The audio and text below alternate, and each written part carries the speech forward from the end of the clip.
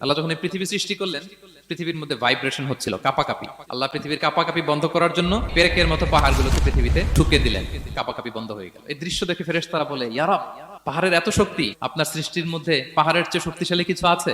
আল্লাহ বললেন আছে। সেটা কি? আল্লাহ বললেন সেটা লোহা, কারণ লোহা দিয়ে পাহাড় কাটা যায়, ঠিক কিনা? লোহার কথা শুনে ফেরেশতারা অবাক। ফেরেশতারা প্রশ্ন, তাহলে আপনার সৃষ্টির মধ্যে লোহার চেয়ে শক্তিশালী কিছু আছে? আল্লাহ বললেন আছে। কি সেটা? আন্নার, আগুন। কারণ আগুন লোহাকে কি করে? গলিয়ে ফেলে। ফেরেশতারা শুধু অবাকই হচ্ছে। ফেরেশতারা বলে, আগুনের চেয়ে শক্তিশালী কিছু আছে? আল্লাহ বলে আছে, আলমা, পানি। কারণ আগুনে দাউ দাউ করে জ্বলে ওঠা আগুনের মধ্যে পানি দিলে আগুন অস্তিত্ব হারায়। ফেরেশতারা শুধু অবাকই হচ্ছে। তারা বলে, তাহলে পানির চেয়ে শক্তিশালী কিছু আছে? আল্লাহ বলেন আছে, আর রিহ, বাতাস। কারণ বাতাস পানিকে একদিক থেকে আরেক দিকে নিয়ে যায়। জলের মধ্যে বায়ুর উচ্ছ্বাস লাগলে জলোচ্ছ্বাস তৈরি হয়, ঠিক কিনা? ফেরেশতারা আবার অবাক হয়ে বলে, তাইলে বাতাসের চেয়ে শক্তিশালী কিছু আছে? আল্লাহ বললেন আছে। সেটা কি? বলতেছে বনি আদম। ওই মানুষ শক্তিশালী যে গোপনে দান করে, এত গোপনে যে ডান হাত কি দান করলো, বাঁ হাত সেটা টের পায় না। পড়েন সুবহানাল্লাহ।